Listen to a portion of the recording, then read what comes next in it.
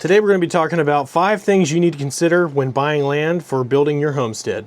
How's it going, guys, and welcome to another episode of Coffee Talk. My name is Chad and this is the Hopeful Homestead. You're sitting with me in my little tiny cabin on wheels that I've parked out here on my family's 21-acre homestead that we're calling the Hopeful Homestead. We're located here in South Florida on some beautiful Florida countryside, and a lot went into the decision for us for deciding to buy this land. We spent a lot of time considering many factors regarding what kind of land we wanted to get, where we wanted it to be, and how much it should cost, and what we plan to do with it. And as I've mentioned in previous videos, we plan to build our forever home out here on this piece of property. We're going to build a little farmhouse, barn, detached garage. We're going to set up a whole homestead life out here. And we'll be doing that over the next 12 months, and I'll be documenting that whole process on this channel, so stick around and subscribe if you want to follow that journey.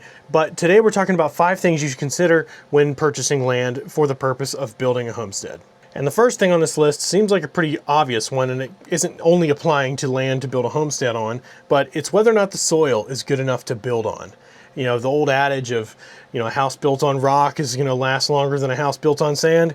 That's sort of true here. In today's modern world, there's a lot of things construction, builders can do to beefing up the soil underneath of the foundation of where you're going to be building a house. But in general, you want to make sure that it seems like, a piece of property, and you might even, depending on where you are, you might even be able to, as a part of the process, if the seller's not, the seller of the land is not too much of a stickler or in too much of a rush, they might allow you to do some sort of a perk test or some sort of way of testing to see how strong that soil is underneath of where you're planning on building. Because obviously, if your soil is not strong enough, you're not going to be able to build. We have some family friends that were planning on leaving Florida to move up to Tennessee recently, and they were thinking about building on this plot of land that they had found up there, and they had a perk test done, and they couldn't, the land just wasn't good enough to be able to build on. And that has to do with both how the soil is with regards to building on it, but also how the soil will handle a drain field, a septic tank, a well, all of the things that go into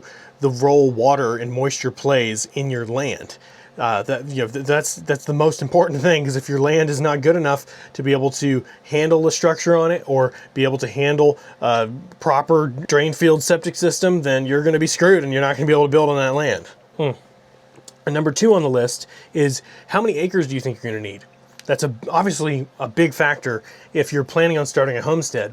How many acres are you thinking you're going to need to be able to build your home on? How far apart do you want to spread things? Do you want your home and your barn and guest house, maybe all kinds of different stuff? What are you planning to do with your land?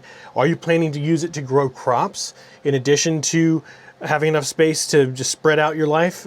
Are you planning on raising farm animals? What kind of farm animals do you need? How many acres per animal of the type of farm animal you plan on having do they need to be able to graze without having to supplement their feed?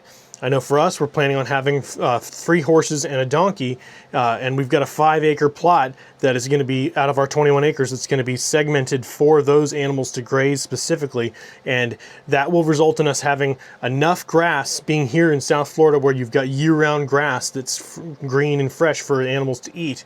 It will be able to allow us to have minimal supplementation of additional feed for these animals, and allows us to be pretty self-sufficient with that, rather than being somewhere up north where for half the year you have to supplement because there's no more grass growing.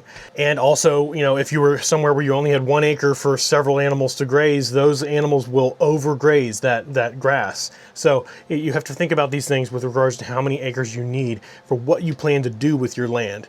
Because if you're just planning on farming it with crops, you can do a lot with a handful of acres. But if you plan on raising farm animals, that's where you really start thinking about how many acres you need. And third on the list is, obviously, what are the building codes and restrictions in your county and state? I know here in South Florida specifically, on a state level, we have hurricane codes, a lot of hurricane measures that have to be met, and that causes the price of building to go up quite a bit here.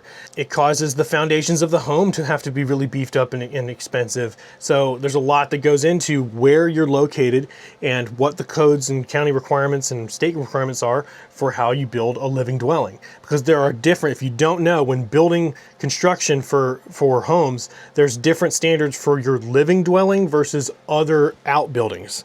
That's typically, it's different in different places, but the terms here at least that are talked about on a governmental level is your living dwellings and your outbuildings. The outbuildings, everything here in Florida has to be hurricane grade, but the living dwellings are under much more scrutiny for those parameters versus the outbuildings being something that can be a little less focused on what measures they have to meet in order to be able to be passing code requirements. And so look that information up when you're researching where you're going to be buying land to start a homestead on. Find that out, because you don't want to buy the land and be, you know, literally attached to your property and then find out that they only allow you to build a certain type of home, or the requirements. Maybe you're planning on living in an RV. I know in our county, you can't live in an RV on a piece of land that doesn't have a living dwelling already on it. So we would have to build a living dwelling that is a registered, completely code compliant permanent living structure to be able to then put an RV out here to have someone living in an RV. So that's one of those things you got to find out about your local codes and what they require and what they prevent you from being able to do. And next on the list is, can you have multiple living dwellings? Sort of piggybacking off the last point with, you know, the requirements of your county and state. In different areas, they have different requirements and different restrictions regarding how many living dwellings you can have on your property, but sometimes regardless of the acreage. I know here where we are in South Florida, we are only allowed to have up to 2 living dwellings per 20-acre parcel. So that means that for us being here at 20 acres, we can only have 2 living dwellings that are permanent living dwelling structures. So that means that we can have a main house and a guest house that's detached. And the code actually says, I didn't realize this at first, but the code actually says living dwellings being whether they're attached or not. For us, it means that you can have 2 kitchens, essentially, is what they designate a living dwelling. So if you have one big house with a basement or an attic that has a whole separate kitchen in it, that's your second living dwelling. Or if you have it as 2 totally separate different structures, both with kitchens, then those are your 2 living dwellings. And then also for us, if you have 2 separate living dwellings, the secondary house that is the guest house has to be less than 50% of the square footage of the first house in order for it to be code compliant.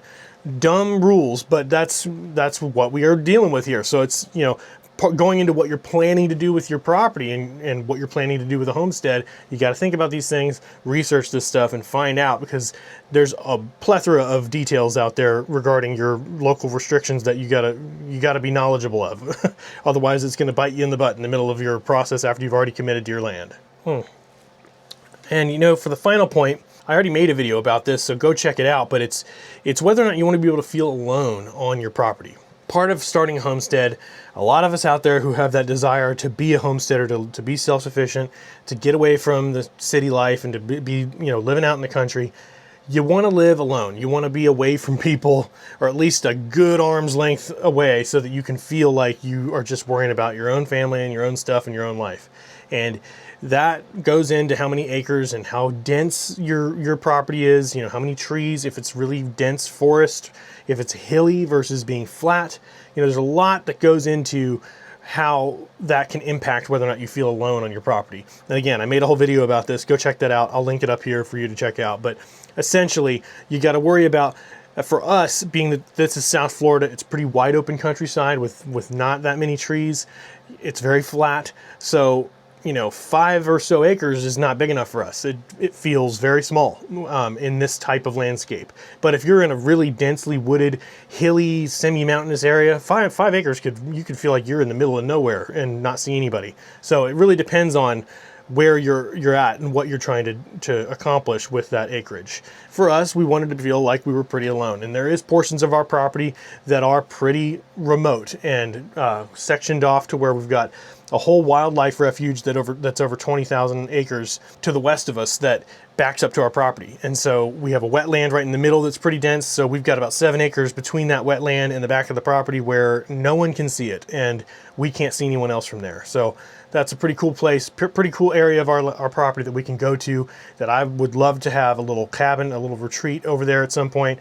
We're going to be putting in a pond, a 1 acre pond that is I think technically classifiable as a lake. I'd love to have a little cabin overlooking a dock on a pond back there in the middle of where we are feeling alone. So that's how we're implementing that with our property. But when you're thinking about that for your property, you got to think about all those factors that go into what it would be like to actually feel alone on your property. But that's going to do it for today's video. Those are 5 things that I think you should consider when purchasing land to build a homestead on. Let me know what you thought in the comments. And again, if anybody else is out there that's been through this and would love to share some tips or pointers that I left out, let us know in the comments. Hit the like button, subscribe if you haven't already. Again, my name is Chad. This is the Hopeful Homestead. Thanks for being here. Appreciate it, guys.